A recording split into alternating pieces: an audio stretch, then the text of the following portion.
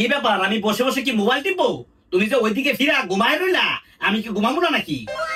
শোনো, তোমার সাথে আমার কোনো কথা নাই, ঠিক আছে? তুমি আমাকে পাউরুটি দাও না। তুমি আমাকে একদিনও বলতে পারবা যে পাউরুটি দিছো?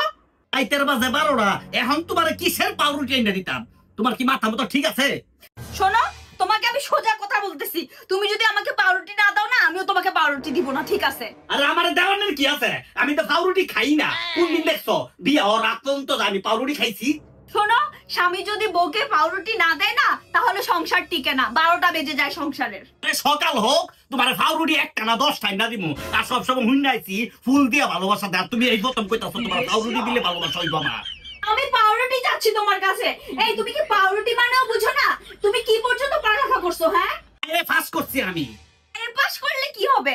পাউরুটি যে একটা শব্দ, তুমি এটার অর্থই জানো না। পাউরুটি মানে হচ্ছে প্রাধান্য দেওয়া, প্রাধান্য।